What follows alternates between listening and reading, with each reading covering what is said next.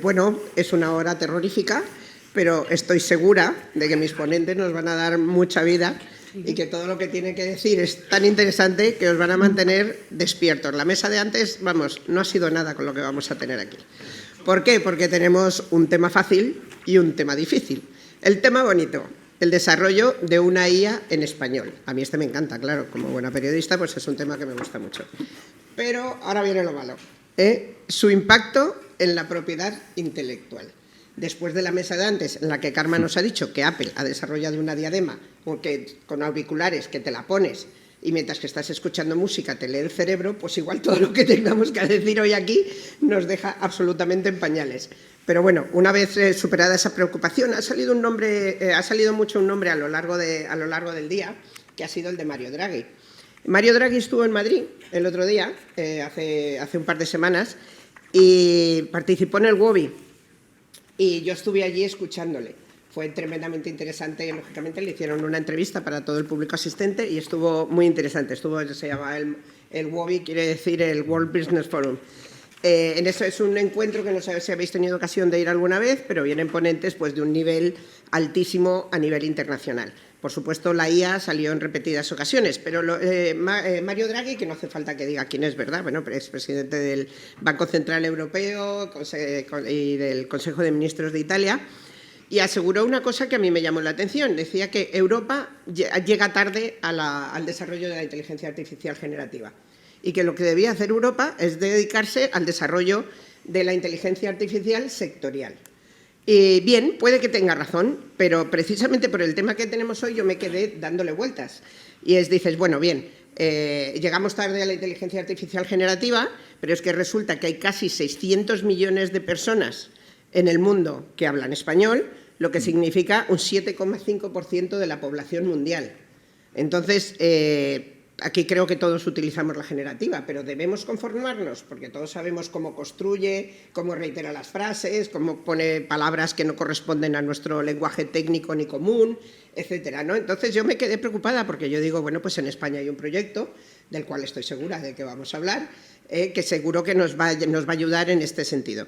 Pues bien, para hablar de ello y de un tema que supongo que será el que más nos ocupe, que es el impacto de la IA en la propiedad intelectual, me acompañan hoy Carmen Pérez Soria, subsecretaria general del Ministerio de Cultura.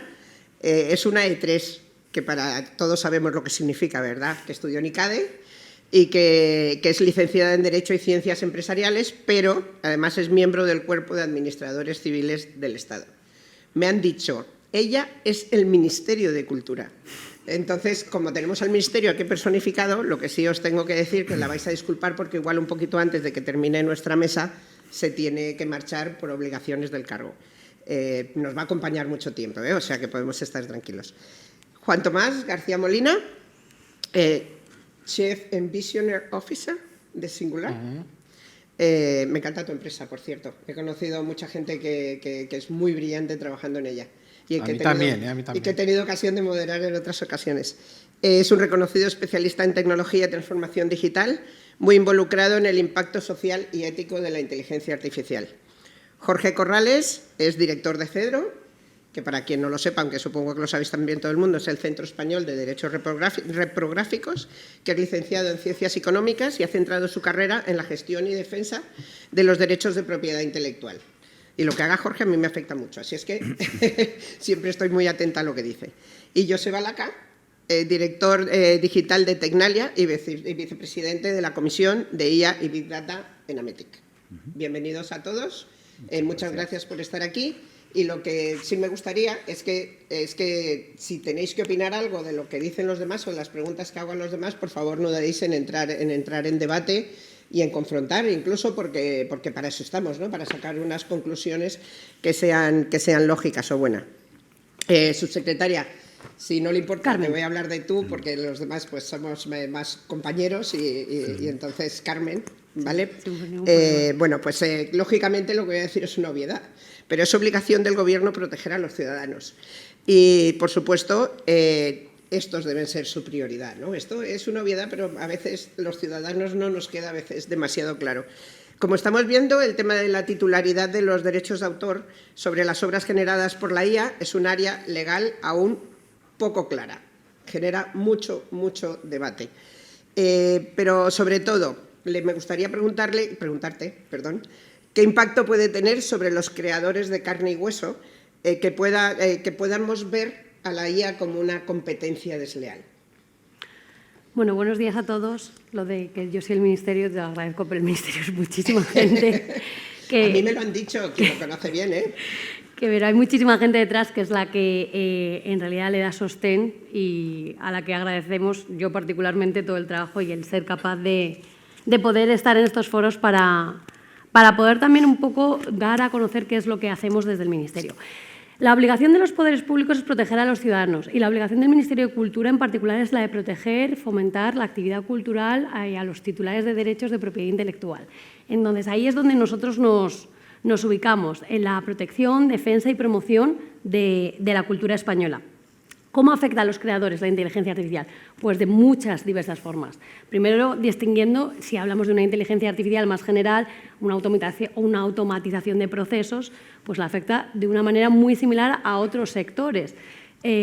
Por ejemplo, con las entidades de gestión de derechos de propiedad intelectual, y aquí está Jorge, a la hora de llevar a cabo la recaudación, gestión de los propios derechos de propiedad intelectual, la automatización de procesos y la utilización de herramientas de automatización de tareas será un instrumento muy bien recibido. Así en las tareas como más automáticas. La inteligencia artificial generativa ya suscita otro tipo de debates dentro del sector cultural. ¿Por qué? Porque afecta a los creadores, no solo a los creadores directamente, también a los intérpretes, también a los productores, a los distintos titulares de derechos de toda la cadena de valor de distinta manera. Y, de hecho, esto hace que dentro del propio sector cultural encontremos distintos tipos de posiciones respecto a la inteligencia artificial generativa. Les afecta porque supone una nueva herramienta que permite también una nueva manera de expresarse. Este tipo de herramientas es en los distintos procesos. En el caso de las artes visuales, la digitalización abrió el camino de la generación de otro tipo de obras, que también son distintas. La inteligencia artificial generativa supone una herramienta que se puede usar en los procesos de creación, pero al mismo tiempo supone un desafío de qué tipo de herramienta queremos. Y ahí es un poco el planteamiento que como sociedad tenemos que darnos, qué tipo de herramienta de inteligencia artificial generativa es el que estamos buscando. Nosotros, desde luego que entendemos que la inteligencia artificial supone un instrumento nuevo y el objetivo que nosotros nos hemos marcado es que ese instrumento se integre dentro del marco jurídico y que garantice y respete los derechos de los creadores, que actualmente ven su situación desde una perspectiva mucho más vulnerable. Lógicamente. O sea, es que es normal que lo veamos de forma vulnerable. O sea, yo como profesora, y esto lo saben bien los estudiantes que nos acompañan, pues últimamente, claro, bueno, pues ya está. El trabajo me lo hace la inteligencia artificial, ¿no? Y realmente no conocemos todavía qué profundidad tiene la inteligencia artificial. Y desde luego puede ser una herramienta para ayudar. Pero creo que tú misma has contestado también al principio cuando planteabas que la inteligencia artificial, tal y como se plantea ahora mismo, no produce productos, valga la redundancia, a diferencia de los creadores que producen obras. Exacto. Los productos no están al nivel para empezar. Las diferencias son sustanciales a día de hoy.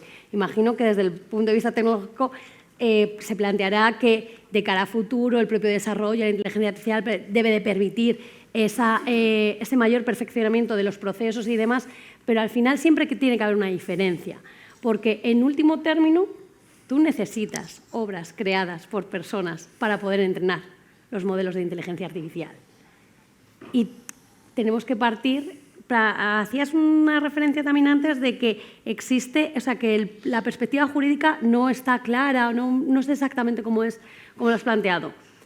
Hay una ley de propiedad intelectual con una serie de principios que se recogen. Entonces, esos principios son aplicables. El propio ordenamiento jurídico establece un sistema en el que cuando no existe una regulación específica se puede integrar a través de analogías y demás y poder aplicar. Entonces tenemos una serie de principios, un principio de autorización en el uso de las obras, un principio de remuneración, un principio, y además sé que se va a plantear, de las excepciones y límites que también recoge la propia ley. Entonces, existe un marco jurídico que se adapta a cada una de las situaciones concretas. Esto no significa que no haya que regular o que no haya que adaptar el ordenamiento jurídico a las nuevas realidades. Y de hecho nosotros trabajamos también en pos de esa adaptación, pero ya te contamos con unos principios generales que se pueden ir destilando para situaciones concretas. Muchas gracias, Jorge. Te he visto sonreír, pero antes de entrar a debatir quiero preguntarte una cosa. Sonreír no es malo, es el, No, eso iba. es el pensamiento que ha acompañado a la sonrisa. Pero esta pregunta puede parecer rara, pero es tan profunda, ¿vale?, que estoy segura de que puedes contarnos un montón de cosas. El desafío de la integración de la cultura en la inteligencia artificial, ¿vale? La integración de la cultura en la inteligencia artificial. Es un desafío muy complejo, pero es necesario para construir un futuro tecnológico, ¿verdad?, que sea más justo y más equitativo. Te pregunto, ¿cómo podemos entender las dimensiones de la cultura para poder integrarla en la nueva era de la IA? Bueno, antes de contestar o intentar contestar una pregunta tan profunda, voy a dar las gracias por contar con Cedro en este foro, porque creo que son temas que tenemos que trabajar en conjunto, ¿no? Si no, son temas muy difíciles de solventar. Cultura y la IA, y cómo integrar una cosa con la otra. Bueno, yo creo que es esencial que se integre. Es decir, aquellos que leáis muchos libros de ciencia sabéis que en Occidente siempre hemos trabajado desde el siglo XV, XVI, XVII con una visión muy mecanicista de las cosas, ¿no? Así se han desarrollado pues, muchas, digamos, tendencias o saberes, ¿no? Pero últimamente, desde yo creo que mediados del siglo XX, ya se está trabajando en soluciones sistémicas, en soluciones de sistemas, ¿no? El propio desarrollo de la IA es la red neuronal, es un sistema. Por eso no se sabe muy bien cómo funciona, ¿no? Porque todo ese conocimiento todavía no se ha alcanzado, ¿no? Nosotros entendemos que para buscar una solución a cómo aplicar la cultura a la IA tenemos que integrar la dimensión de la cultura como el crecimiento del individuo. Es decir, a principios del 2000, cuando apareció toda la digitalización, aquello nos llevó por delante. Hoy estamos viendo muchas consecuencias a nivel de los individuos, ¿no? de toda esa dinámica. Tenemos que integrar en la solución que se planteen que el objetivo de que la sociedad y el individuo crezca con la IA. Y para que crezca el individuo con la IA, pues tiene que ser trabajando desde el punto de vista cultural, ¿no? Dando recursos culturales, dando herramientas. Hay un concepto que se llama reserva cognitiva, ¿no? Que hay que trabajar la reserva cognitiva del individuo para que sea capaz de gestionar este mundo que cada vez va más rápido, ¿no? Que cada vez es más difícil controlar, que cada vez es más difícil dirigir. Y para generar esa reserva cognitiva es imprescindible trabajar desde el punto de vista cultural. No voy a ahondar un poco en el tema del pensamiento crítico, que también es necesario, porque si estamos hablando de la IA y queremos hacer una visión 360, pues tendríamos que hablar de las condiciones de los mineros que sacan el sílice o los demás materias primas para producir los equipos. Tendríamos que hablar de los ensambladores que están en ciudades en determinados países para generar los equipos, todos con condiciones infrahumanas. Tendríamos que hablar de todo el ejercicio de curadores de contenidos que han estado en países africanos curando los contenidos para que los sistemas de IA parezcan que son inteligentes. Tendríamos que hablar de los efectos que producen en los ciudadanos. Ya sabemos el tema de sesgos, el tema de adiciones. Tendríamos que hablar pues de la aportación de los creadores. Aquí estáis editores y cómo se valora dentro de todo este ciclo de creación de toda esta tecnología, ¿no? Por el tema del pensamiento crítico. Yo creo que para generar todo eso que se necesita es imprescindible la cultura y es imprescindible integrar la cultura y las herramientas que tenemos para generar un individuo libre, ¿no? Entonces, por eso sí hay que integrar la cultura dentro de la IA. Ya para terminar esta intervención, dice Lucas Kello, esto lo he leído hace recientemente y me llamó mucho la atención, ¿no? Que el potencial revolucionario de la tecnología no reside en su invención, sino en sus efectos políticos y sociales. Luego volvemos a temas culturales, ¿no? O sea, si estamos intentando desarrollar una tecnología que va a afectar a cuestiones políticas y sociales, por lo tanto a temas culturales, sin integrar la cultura, en la cual nuestro país, con todas sus variedades y todas sus lenguas y todas sus recursos, pues iba a decir millonario, pero no sé si es una palabra que puedo utilizar, entonces nuestra cultura tendrá un riesgo a desaparecer, ¿no? Entonces tenemos que ser conscientes del marco. Tenemos que ser defensores de nuestra historia cultural, que es amplísima. O sea, que es... Juan Tomás, no puedo ser más directa. Voy a hacer una pregunta que tiene luces y sombras. Puede parecer muy fácil, pero tiene muchas luces y sombras. ¿Crees que es necesario informarle a los usuarios que están interactuando con una inteligencia artificial? ¿Y por qué? No, clarísimamente no. Estamos dando una... A ver, es que no sé por dónde empezar. Pues tú empieza. He ido acumulando respuestas. Pues yo creo que no es tan necesario. Y voy a explicar por qué. Primero, para mí la inteligencia artificial da superpoderes. No te hace los deberes de clase, sino que te hace tremendamente listísimo. Yo tengo 4 abiertas. Que levanten la mano los que tienen 4 abiertas a la vez. ¿La IA? Bueno, a lo mejor yo soy un poco raro. No, 4. Yo tengo 4... Es que a veces soy bipolar. Cambio 4 de... plataformas de IA. Sí. Yo. Tú también. En el móvil incluso. 4. Rarita. Es lo normal. O sea, si no puedes trabajar. Yo ya no puedo trabajar si no tienes 4 a la vez. Entonces es como... Primero, a mí me da superpoderes, porque yo soy muy cortito. Nunca he sido absolutamente brillante en nada. Entonces es como necesito muchos potenciadores para hacer muchas cosas. Entonces, esa para empezar. Entonces es como...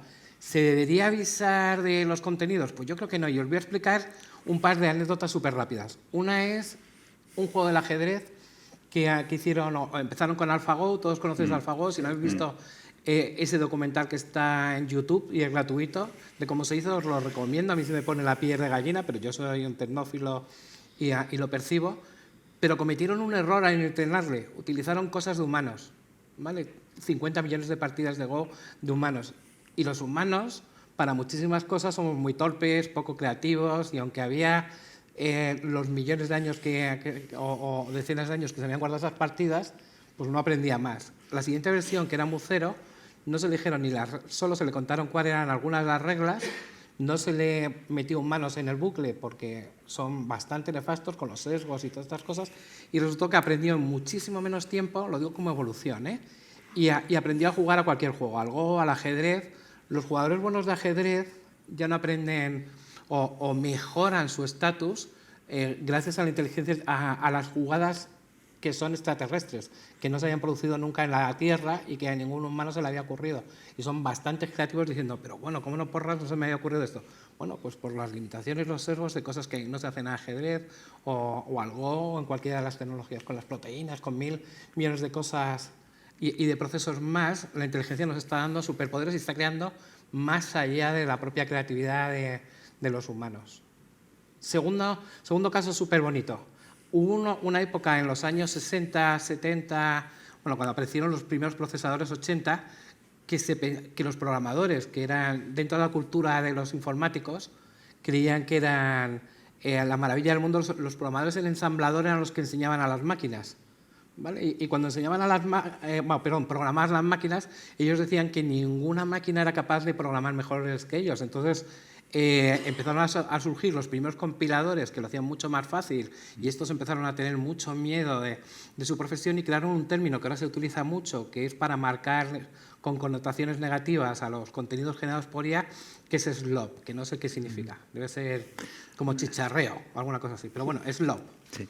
Y era el mismo término que se utilizaba contra los programas que habían generado compiladores, que aquello era una aberración de utilizar máquinas.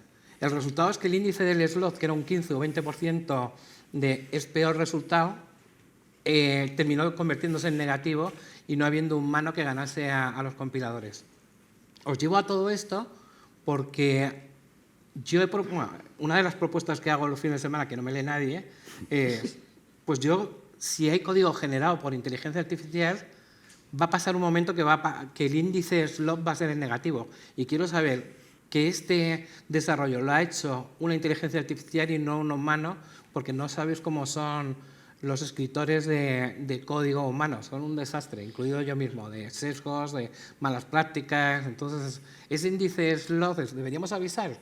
Pues yo creo que no merece la pena. Nadie avisa de que este programa ha sido compilado con este, el 25% del código de Google, y lo dicen ellos, pero de las empresas del IBEX el porcentaje en España es un montón, lo están generando máquinas, Y volvemos a las cosas más peregrinas.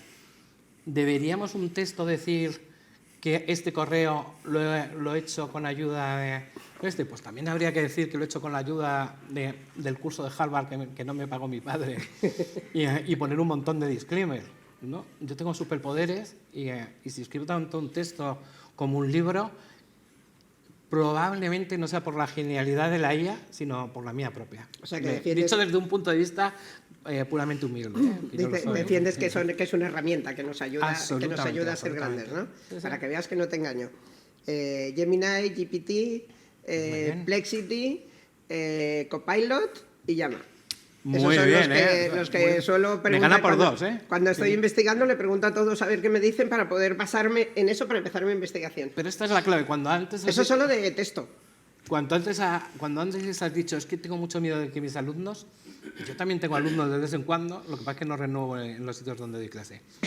Pero yo tengo de vez en cuando alumnos y yo lo que les enseño es a preguntar. Claro. Y no les pongo una pregunta que ChatGPT se la pueda responder. Por supuesto. Entonces, les abro una ventana en la que no aprenden nada de lo que les quiero enseñar, pero sí a todo lo demás que ellos imaginen, que ellos creen y que lo pongan. Entonces, está generado por ordenador, es que me da igual como si tiene las pasa. También las búsquedas de Google, que es en las que nos hemos estado basando en los últimos años. Claro que pero sí. bueno, esto es para calentar un poco, que hay más preguntas, ¿no? Venga, Porque sí. si no puedo seguir. Yo, perdona, sin ánimo de... Y antes de... No, sin ánimo, no, con ánimo de... Yo no estoy para nada de acuerdo en que no haya que marcar los contenidos generados por IA, porque hoy en día más del 50% de los contenidos en Internet están generados por robots, que serán agentes de IA dentro de nada.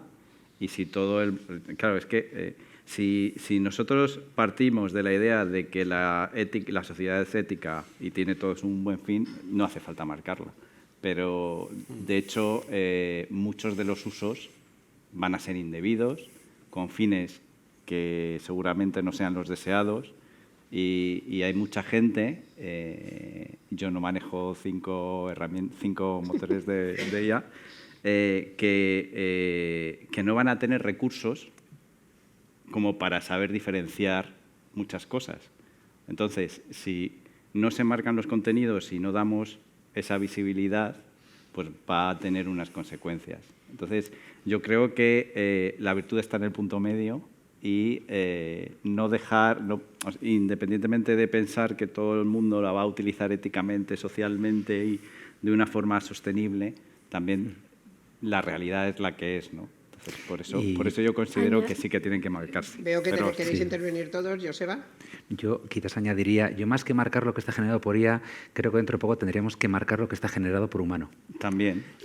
Porque Esta es una buena todo apreciación. va a tener co-creación desde la claro IA. que sí. Entonces, las obras originales de humanos, esas sí que habría que marcarlas. Sí. Yo no quiero recordarlo, pero muy rápido. No. Por Los favor. neoluditas, que no querían los coches hechos de Ford en serie, los querían a mano y estaban muy preocupados. Pero bueno, Bueno, de esos todavía hay. No, Así yo es que raros que se hacen ahí los megaferraris. Es que creo que es peligroso, incluso la pregunta. Que si debería estar marcado por inteligencia artificial en el mundo de desinformación en el que vivimos, Total. es muy peligroso decir, sobre todo porque, y vuelvo al punto de partida en el que me presentabas, como los poderes públicos tienen que proteger a la ciudadanía. Es que nuestro trabajo, y de hecho el reglamento de inteligencia artificial obliga a que los contenidos generados por inteligencia artificial estén etiquetados como tal, es precisamente porque se produce un nivel de desinformación muy alto. Entonces, si generamos imágenes por inteligencia artificial y no hacemos ver que no son imágenes reales, en términos de democracia, creo que es un debate que excede el punto de vista tecnológico, el punto de vista de derechos de autor, y creo que entramos en un debate de afectar a los pilares de la democracia. Lo malo de moderar es que te entran calambres en la lengua y no puedes decir nada, porque estoy aquí para escucharos. No, de verdad. Pero es un tema en el que lógicamente tiene sus luces y sus sombras. Total. Y lo que pasa es que me voy a apoyar en lo que ha dicho Joseba, ¿no? Dentro de poco lo que vamos a tener es que poner esto está hecho por humanos. Tanto que Google nos obliga a poner los nombres a los autores y identificarnos y tal y cual, y yo creo que habría mucho detrás de eso del tema que has explicado, Carmen. Tiene de verdad, y lo planteo porque es una cuestión que se plantea muchas veces. Cuando se estaba regulando, se estaba redactando el texto del Reglamento de Inteligencia Artificial, la parte de transparencia es de las últimas cosas que se incluye, Luego vamos a ir a eso. precisamente porque generaba debate. La posición que nosotros defendimos y que era compartida por la mayor parte de los Estados miembros del Parlamento Europeo era que es muy peligroso porque entonces nos vamos más allá. Ya no es un debate sectorial, ya no es un debate económico, ni siquiera. O sea, es un debate que va a las propias entrañas del modelo de convivencia que nos hemos dado, que es una democracia. Entonces, si la gente no sabe, si la ciudadanía no sabe de qué se puede fiar, tenemos un problema de desinformación a nivel global. Creo que no es una cuestión que se ponga en duda hoy por nadie. Hay think tanks, observatorios que se encargan precisamente de velar por eso. Es muy peligroso que generemos caminos donde sea un campo el que no se ponga el foco en eso. Y entiendo que habrá que decir, porque cada vez se utiliza más la inteligencia artificial, pero siempre tiene una supervisión humana, o debería de tener una supervisión humana, que es el último responsable. Es que si no, ¿quién es el último responsable de eso? Si sacamos una noticia en la que sea generada directamente por inteligencia artificial, que me planteabas antes, lo busco, que me haga un resumen de inteligencia artificial. Y si está mal y tú tomas una decisión en consecuencia derivada de esa información que a ti te produce la inteligencia artificial, que no lo haya supervisado nadie, ¿quién es el último responsable? Y cuando hablamos de procesos como justicia, medicina, o sea, por eso digo que va muy, muy allá el debate y me parece muy, muy interesante. O sea, quiero decir que yo me abro a hablar de todas estas temas cosas. que me apasionan, ¿no? El último responsable de algo que se publica en un medio, antes estaba legislado, nos lo cargamos, pero deberían ser los directores, que deberían ser periodistas, aquí no nos colegiamos, pero algo por el estilo, ¿vale? Y deben ser, porque si tú le permites a tu redacción que utilice inteligencia artificial, debes ser responsable del contenido que generan.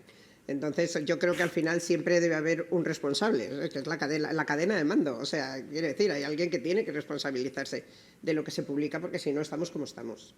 Que, bueno, este debate da para mucho, pero voy con Joseba, porque es que claro, es un tema que me gusta mucho. Joseba, estás aquí representando a la Asociación Multisectorial de Empresas de Tecnologías de la Información y la Comunicación, que todos conocemos como AMETIC, con la que llevamos trabajando pues una vida, se dice.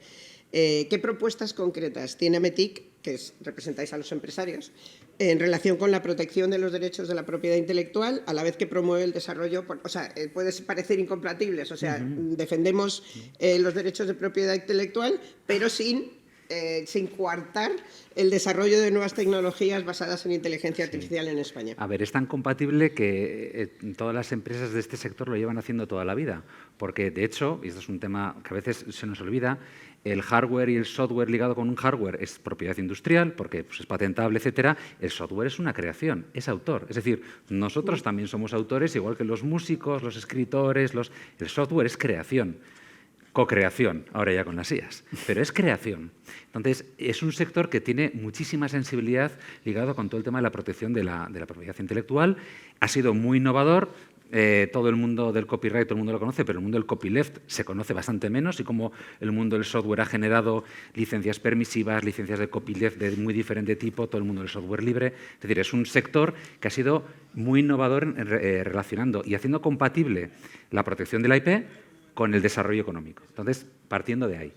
Y es un sector que además, bueno, pues en la medida de lo posible, cuando llega una legislación, la adopta, la mastica, están los comités de estandarización, se trabaja para bajar a suelo esto cómo puede afectar, si son industrias que requieren evaluación y conformidad, esto cómo se puede hacer, que con la IA tenemos ahí un frente y un fuego muy grande. Se adapta y sigue desarrollando economía, sigue desarrollando prosperidad. Yo resaltaría desde AMETIC, ¿qué es lo que nos preocupa y lo que nos ocupa, aparte de preocuparnos, porque preocuparse solo no vale de nada? Es cuando llega, por ejemplo, la regulación de la IA, es tratar de influenciar en la medida de nuestra pequeña posibilidad en todo eso que sale. Una vez que sale está el iPact, es empezar a trabajar con otras entidades para ver cómo esto acaba bajando en nuevos estándares o estándares actualizados que permiten el desarrollo de más inversiones, certidumbres, etcétera. Y sobre todo, que esas reglas que ya están desplegadas, ir perfeccionando. Y por supuesto, tenemos el AI Act. Otro de los pilares fundamentales para nosotros es todo el tema de la excepción de Text Data Mining en el caso del entrenamiento de modelos de IA. Y permíteme también hacer una salvedad aquí. Es que estamos, venga a hablar de la IA generativa, pero lo que decía Draghi, es que eso llevamos haciéndolo décadas. Son las IAs específicas.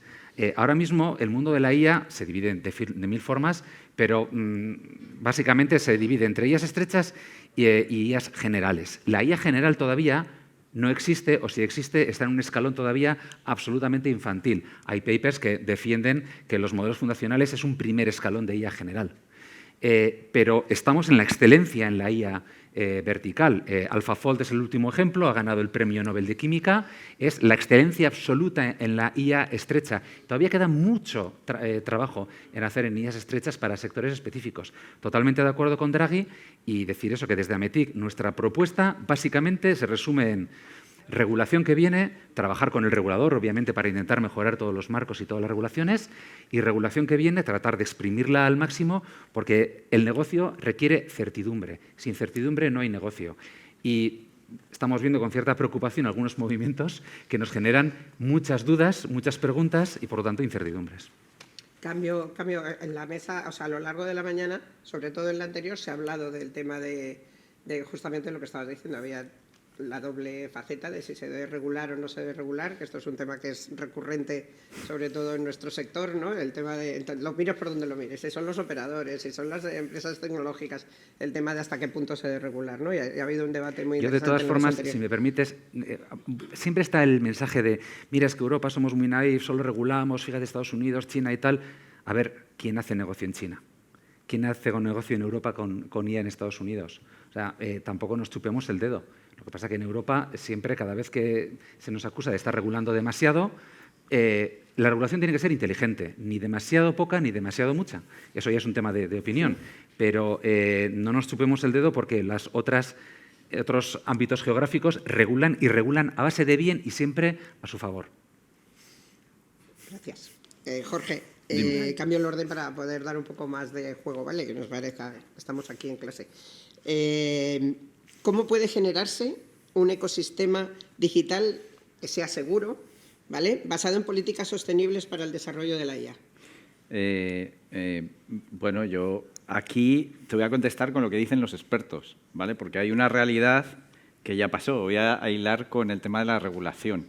Es decir, a principios de los 2000, Estados Unidos sacó la Digital Copyright Millennium Act, Europa, la WIPO sacó otra legislación para el tema de las plataformas y nosotros en Europa se sacó una directiva.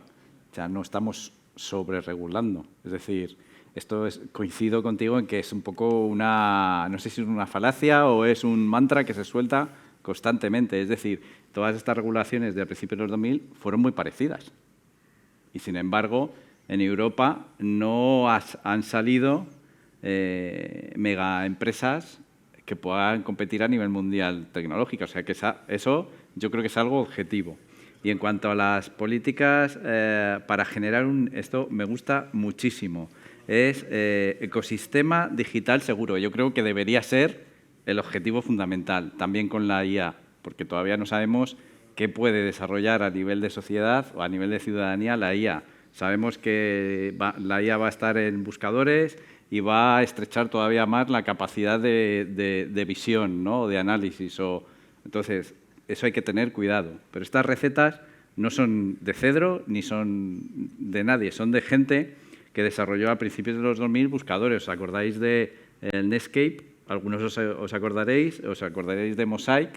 Fueron buscadores que estaban en el mercado antes de que Explorer viniera directamente en el paquete de Microsoft y en todos los ordenadores, que aquello dio un vuelco al mercado, ¿no? Pues la estructura de estos navegadores principales tenía una estructura de capas que permitía anotaciones a los usuarios, que permitía más trazabilidad.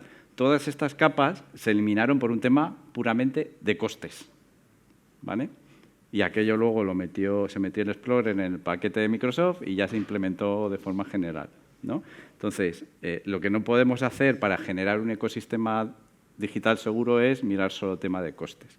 Entonces, las recetas que los expertos, rememorando aquella situación, plantean son La identificación de la actividad de los bots, que serán, como he dicho antes, los agentes de IA. Transparencia en los algoritmos. Para cómo se muestra tu información o la información que tú ves, es esencial que tú seas consciente de cómo te muestran la información, porque a lo mejor no es el criterio que tú hubieras seleccionado, ¿no? Eso es súper importante. En nuestro caso con la IA serán los datos que utilizan para el desarrollo del modelo. Entiendo que es lo que va a hacer que el modelo dé unas respuestas u otras. El tercer punto, reconocimiento del valor de los datos que la ciudadanía deja al utilizar los sistemas o las obras de los creadores, fundamental. Sistemas de identificación digital descentralizada. Yo creo que incluso muchas empresas tecnológicas están trabajando ya en el desarrollo de estos sistemas. Y luego la parte humana, el fomento o el trabajo o el fomento del pensamiento crítico, como con las herramientas que tenemos y sobre todo no, digamos, haciendo caer en la gente en falsos caminos, con trabajo, porque se necesita trabajo para desarrollar un pensamiento crítico, ¿no? Entonces yo creo que esas guías, que no son nuestras, que es de gente que se ha dedicado a esto, de antiguos trabajadores de grandes empresas, de grandes multinacionales, que saben lo que hay por dentro, consideran fundamentales para generar ese ecosistema digital saludable, ¿no? Súper rápida. ¿No? ¿Esto es para la inteligencia artificial o para los medios de comunicación? No, esto es para el ecosistema digital saludable. Incluido medios de comunicación. Incluidos los medios de comunicación, Porque lógicamente. viéndolo así, o sea, pero, mi sensación... ¿Estás de acuerdo conmigo? Claro, si es para los medios de comunicación, absolutamente, porque todos los que has ido pues, poniendo de dónde salen las fuentes, cómo se publican, si son ciertas o no, todas... Era algo que sí, nos pues, enseñaron a hacer, aunque ahora no se haga. Claro. Pero para esto hay que marcar el contenido de la IA. No yo es que creo que estoy valorando mucho la IA. Cuando hablamos de la IA, ¿de cuál de las 50 o 60 gamas estamos hablando? De la que genera modelos de lenguaje, porque esa se murió el año pasado en octubre. O sea, pero ya no ha tenido más recorrido y se está vendiendo porque porque se venden muy bien ChatGPT, Gemini y todo esto, pero ya no ha vuelto a evolucionar.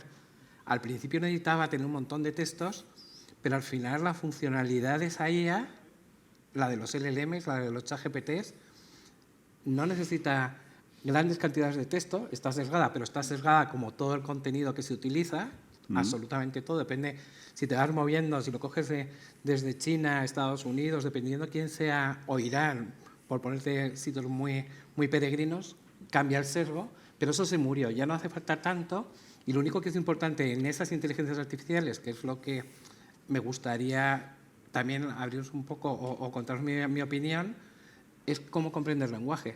Todo lo demás es accesorio, o sea, refiero que no sabe multiplicar ni sabe hacer matemáticas porque es muy tonta, los LLM, los modelos de lenguaje son muy tontos y sabe de más sin tener ninguna necesidad. O sea, refiero que para mí la única utilidad que tiene la inteligencia artificial de modelos de texto, y puedo saltar a otros modelos, es que comprendas el lenguaje, porque es mi interface, va a ser el lenguaje que va a utilizar todo el mundo para hablar con las máquinas. Pero que sepa cuál es la capital de Francia o cuáles son los 17 ríos que hay en Extremadura, es absolutamente nadie. Eso es un buscador, es otra historia, no lo tiene que tener una inteligencia artificial. Entonces, ya no necesitas tantos datos, sino datos de mucha calidad y súper pequeños. Y todos esos ya están puestos, no dependen de autores o ya están muertos hace muchos años. Y nos sobra el 99%, digo, porque, bueno, yo entrenaría con todo, porque yo me entreno con todo, y pago libros y pago de todo, pero básicamente esta, que parece que es como un peligro porque puede generar textos, realmente es eso, ¿eh? O sea, tengamos en cuenta lo que es y para qué vale. Pero, ¿De qué estamos hablando? Cuando hablamos de IAs. ¿cuánto tiempo nos hemos pasado, sobre todo los periodistas, buscando un hito, que es el poder utilizar el lenguaje natural como interfaz, como medio de comunicación entre la máquina y el hombre? Ahora que hemos conseguido ese hito, por lo menos debemos disfrutarlo, potenciarlo y desarrollarlo, ¿no? Absolutamente, absolutamente. Yo lo hago y lo disfruto. Pero lo que no veo es dónde se atenta, porque digo, contra la cultura, porque y yo compro libros, y a veces hasta me los leo. Pero los compro para pagar a los autores, porque me caen bien, se lo compro y luego ya veremos qué hacemos con el libro. Pero Pero toda esa lista que me has dado, que parece que es un... Y perdona que te lo diga así directamente, que es una lista que me da muchísimo miedo, es la que siento con los medios de comunicación y cada vez que veo una noticia.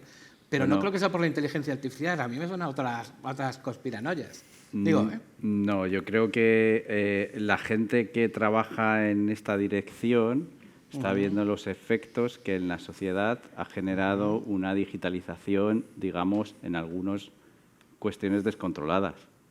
No están hablando de medios de información, están hablando de los efectos, por ejemplo, de adicciones que han generado en adolescentes. Están hablando, entonces, al final, están hablando de acciones de robo de datos, de determinadas cosas que también se generan en este ecosistema digital. Es decir, nosotros tenemos un entorno físico en el que todos más o menos estamos a gusto y tenemos unas reglas, pero esas reglas no funcionan en el ecosistema digital. El ecosistema digital tiene una cara de que funciona así, pero la realidad no es. Entonces tenemos que dar, si queremos trabajar en un ecosistema digital y queremos ir a un ecosistema digital, tiene que ser seguro igual que en la medida es el ecosistema físico. Y tenemos que trabajar en ese ecosistema digital seguro. Es decir, lo hemos dicho antes, marcando las obras generadas con humanos o quitando las actividades de los bots, dando transparencia al tema de los algoritmos. Yo creo que es algo, además, que cada vez se ve más necesario. De hecho, muchas de las medidas que está tomando Europa, protección de datos, van en líneas de asegurar un poco el entorno. Tengo que preguntarle a la subsecretaria Carmen, porque se nos va a ir Carmen, en 5 minutos, sí. a ver si se nos va a ir de vacío. Luego volvemos. Que una pregunta importante que antes hemos estado comentando, el tema de la transparencia, ¿vale? Sí. Si es importante, yo lo uniría a transparencia, trazabilidad, ¿vale? Desde el momento de con qué se están entrenando los modelos, etcétera, etcétera. Y el otro tema que es más fácil de responder es qué pasa con el Real Decreto con el que se está trabajando. ¿Quién está interviniendo en ese Real Decreto? Ya lo mencionas tú porque tiene un nombre como de 6 líneas, luego lo digo, pero para que no quiero ocupar los 5 minutos que le quedan en dar el título. No. Creo que además todo el mundo de la sala sabe qué Real Decreto es, con lo cual tampoco hace falta repetir el nombre. Respecto a la transparencia, yo creo que en el debate de antes ya hemos abordado un poco esto de la importancia de tener transparencia del resultado y, obviamente, en el caso del sector cultural también del entrenamiento. O sea, si alguien va a usar una cosa que es propiedad de otra persona, lo menos es que esa persona lo sepa. Claro. Entonces, yo creo que eso es un planteamiento que funciona en el plano físico, en el plano digital y en cualquier plano. Por eso decía al principio lo de el marco jurídico, tenemos que adaptarlo. Entiendo toda la posición de existe cierta inseguridad, pero al final tenemos una serie de principios que si los destilamos con sentido común salen un poco los planteamientos y las buenas prácticas jurídicas y la integración por analogía, bla, bla, bla, bla, bla, con independencia de que quede espacio para ver qué regulamos, qué no regulamos y en ese debate estamos. Entonces, la parte de la transparencia también de cómo se entrenan es fundamental para garantizar el respeto de los derechos de autor. Entonces, si yo no sé que alguien está usando una obra mía para entrenar un modelo, es imposible que yo pueda reclamarlo. De ahí la importancia de la transparencia. En esto, y paso a la segunda pregunta, que yo sé que es un poco el tema de debate que todo el mundo espera. La semana pasada sacamos el trámite de audiencia pública del proyecto de Real Decreto. Incido mucho en que es el trámite de audiencia pública de un proyecto porque no es un texto cerrado, es la primera versión de una herramienta que ya aparece en una directiva europea. Tampoco vamos a ser el primer país en crear las licencias colectivas extendidas. De hecho, hay países escandinavos que ya han regulado esta figura. ¿En qué momento está? Pues precisamente en una audiencia pública que hemos dado con mucho margen. O sea, normalmente los trámites de audiencia pública suelen ser 7-10 días, le hemos dado 15 días hábiles, lo cual hace que tengamos abierto el plazo hasta el 10 de diciembre. Está en el momento en el que todo el sector y toda la sociedad debe de formular las propuestas que considere que enriquecen y mejoran ese texto y que responde. Ese texto se elabora a nivel interno desde el propio Ministerio en la Subdirección de Propiedad Intelectual por un equipo que hemos conformado que son los especialistas que estuvieron también en la directiva de Mercado Único Digital, que también estuvieron en la negociación en la parte que afectaba al Ministerio de Cultura, el Reglamento de Inteligencia Artificial, que era la parte de transparencia y demás. Entonces, son quienes han redactado esta primera versión, que vuelvo a insistir en que es una primera versión, que se puede enriquecer por parte de los distintos actores que se ven involucrados y que ven afectados sus derechos y que creen que puede mejorarse el texto. Vuelvo a que es un instrumento que aparece en la propia directiva. Las licencias colectivas extendidas no es una novedad que se plantee. Se plantea en unos términos que el objetivo es ayudar precisamente al progreso y al desarrollo de este tipo de modelos de inteligencia artificial, dotando de mayor seguridad jurídica al sistema. Hay mucho debate respecto al límite de minería de textos y datos, que aparece de manera recurrente, por parte de los distintos agentes. Hay ya modelos de licenciamiento exclusivo, entonces, pero es tan costoso para llevar a cabo un entrenamiento el poder recabar las autorizaciones de todo el mundo si no se puede optar por el límite de minería de textos y datos, que tiene una serie de particularidades para el uso de ese límite. La licencia exclusiva. Si vas a licencias exclusivas, si tú quieres de un agente concreto, desde luego que es muy fácil, pero como tú quieras muchos muy pequeños es muy, muy difícil. Entonces, las licencias colectivas ampliadas lo que permite es poner en el ordenamiento jurídico un instrumento adicional más que coexista con el límite de minería de textos y datos, que coexista con las licencias exclusivas y que cada actor en cada circunstancia concreta puede ir adaptando. O sea, el objetivo es dotar de mayor seguridad jurídica a este momento de incertidumbre que tenemos, con, si puede ser, los comentarios y posiciones de todo el mundo, para que se pueda recoger. O sea, el planteamiento, ya digo, es un poco ofrecer un instrumento más para que el desarrollo de modelos de inteligencia artificial sea lo más seguro en términos jurídicos posibles. O sea, lo que tratamos es evitarnos luego demandas millonarias como las de Estados Unidos, el New York Times, resoluciones de competencia como la de Francia respecto a grandes plataformas del ámbito digital. ¿Por qué? Porque al final, y sí que presumo la buena voluntad de todo el mundo, dentro del marco jurídico, decir, esta es mi opción, voy a hacerlo con todos los límites. Bueno, pues ponemos una más para que le resulte útil. Entonces, abierto está. Plazos, no lo sabemos, va a depender de eso. Luego la tramitación va regulada por la propia ley del Gobierno. Entonces, después de esto tenemos que recabar informes de los distintos ministerios, el informe de la Oficina de Calidad Normativa, el informe del Consejo de Estado, porque es un desarrollo de la propia ley de propiedad intelectual. Entonces, luego el timing procedimental, quiero decir, la Administración somos así, rápidos.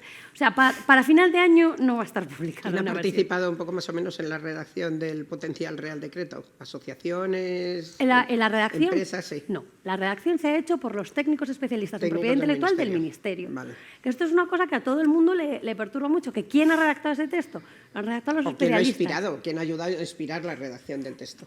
Es directamente, de hecho es un texto que por eso se ha publicado en audiencia pública. O sea, nosotros somos súper escrupulosos con el procedimiento administrativo. O sea, no se ha hecho consulta, o sea, el equipo se ha reunido y aquí diversas personas han estado con el equipo de la Subdirección de Propiedad Intelectual y conmigo misma para trasladar las posiciones y para conocer cuáles son las aristas. El texto definitivo no lo ha visto nadie. ¿Quiénes han participado en esas reuniones? Pues creo que desde el sector tecnológico, desde luego, grandes empresas tecnológicas, las asociaciones también se han reunido con la Subdirectora de Propiedad Intelectual, el sector cultural, las entidades de gestión, por supuesto, se han reunido con la Subdirectora de Propiedad Intelectual, asociaciones culturales, o sea, agrupaciones de creadores, de no entidades de gestión de derechos de propiedad intelectual.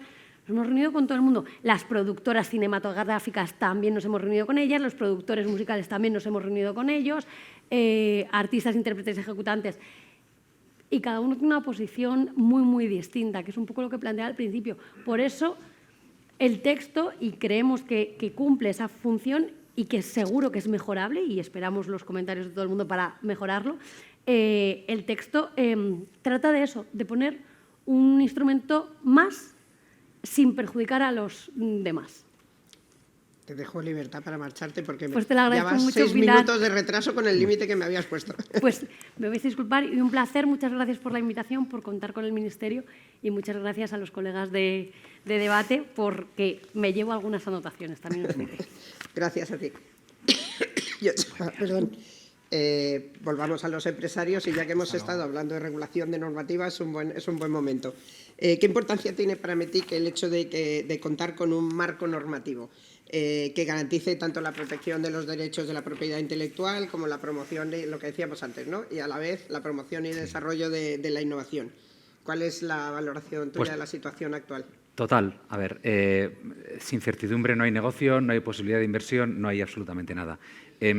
Nosotros estamos ahora jugando con ¿qué cartas? Pues tenemos ya la ley de la IA, tenemos el DSM, el TATAL, las diferentes acts, etcétera, y tenemos una directiva del año 2019 que pasó a ser ya traspuesta a ley española en el 2020, que es la que dentro de la cual está la famosa excepción del text and data mining, que no sé si alguien no es familiar con esta excepción del text and data mining.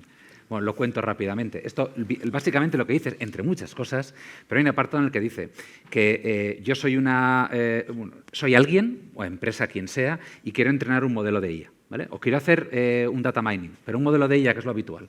Entonces, lo que dice la excepción es que si, por ejemplo, Juan Tomás tiene una web, ¿vale? Y tiene un contenido, yo puedo usar todo el contenido de su web, todo lo que sea públicamente accesible, obviamente no está protegido bajo usuario y contraseña, yo puedo utilizarlo salvo que él haya puesto en su web un pequeño ficherito, por ejemplo, que se llama el robots, que lo que dice es no me mires, no cojas mi contenido. Es decir, lo que hay es un permiso total para entrenar modelos de IA, a excepción de que él haya puesto en su web un pequeño ficherito que diga no uses mi contenido. Y eso es lo que está en el Real Decreto aprobado en el 2020.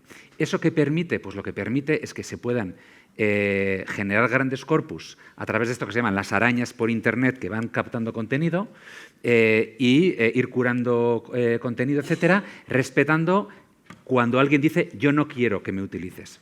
¿La realidad cuál es? No tengo estadísticas, pero creemos todos que hay un porcentaje muy bajo de webs y de sitios accesibles, de datos accesibles, que tienen puesto, que han hecho el opt-out, es decir, han dicho a mí no me utilices para el entrenamiento. Esa es la situación actual. ¿Qué ocurre con el entrenamiento de los modelos de IA? Que es una actividad de inversión, vamos a decir, de alto riesgo, porque los modelos de negocio, a pesar de todos los dinerales que se están moviendo, el retorno de la inversión no es nada claro. Y todavía esto está solo al alcance de algunas grandes empresas. Un agente que tenemos en Ametic, que es el Barcelona Supercomputing, que mañana nos hablarán de Alia, ruego que salga todo bien, y poco más. Entonces, el resto de entidades en España que están asociadas a Ametic, ¿qué hacen? ¿Qué hacemos? Yo mismo. Nosotros no desarrollamos un modelo fundacional desde cero. Sí que hacemos pequeños modelos donde sí que la excepción de Text and Data Mining nos viene maravillosamente bien. Hacemos modelos estrechos, pequeños, donde no aplica el tema de las licencias colectivas en la propuesta del Real Decreto. Hay solo unos pocos que están haciendo un fine-tuning masivo a grandes modelos y lo que tenemos es una enorme cola de empresas que están utilizando ya de forma comercial los modelos fundacionales, los grandes modelos de texto multimodales, lo que va saliendo. ¿Para qué? Para hacer aplicativos o dotar aplicativos que ya existen sistemas de información de un cierto grado de inteligencia, predictivo, generativo, etcétera, etcétera. Entonces, ¿qué es lo que nos preocupa muchísimo? Lo que nos preocupa es que lo que hemos leído en el Real Decreto no aparece explícitamente la excepción de Text and Data Mining. No la vemos ahí, no lo entendemos, porque lo que venimos a leer es que se van a poder generar licencias colectivas ampliadas por las cuales entidades como Cedro pues van a poder negociar con algún gran entrenador de modelos, ¿no? y llegar a un acuerdo, podría ser. No lo sé. No lo sé. Podría ser. Necesito muchas cosas de los titulares y podría ya veremos ser. A ver si se tiene o no. Pero bueno, alguien podrá, si no, las licencias para que se sacan, alguien podrá llegar a estos licenciamientos colectivos ampliados. En ese caso, ¿qué ocurre? Que lo que se está diciendo en la propuesta Real Decreto es que, no siendo miembro de una asociación, Juan Tomás no es miembro de Cedro o de cualquier otra entidad, y su contenido, sin embargo, está ligado un poco a lo que maneja Cedro, por ejemplo. O otra, no quiero particularizar. Sin tú saberlo, tú no habiendo hecho el opt-out, porque si lo has hecho, ojo, es tu derecho individual. Nadie puede suplantar tu derecho individual, ¿vale? Pero sin tú no haber hecho opt-out, va a haber alguien que esté utilizando, monetizando tus contenidos de tu web en un licenciamiento colectivo ampliado. Tú nunca te vas a enterar, nunca, por lo que hemos leído en el Real Decreto.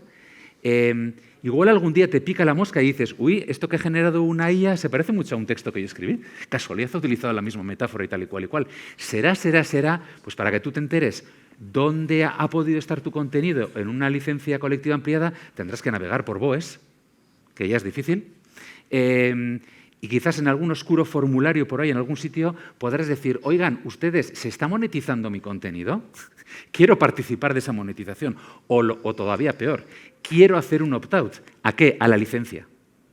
En ese caso, ¿qué ocurre? Que el que está desarrollando modelos de IA se encuentra que, por cierto, en el próximo reentrenamiento del modelo, si es que lo reentrenas alguna vez, quita los contenidos de Juan Tomás. ¿Por qué? Porque ya no está en el licenciamiento.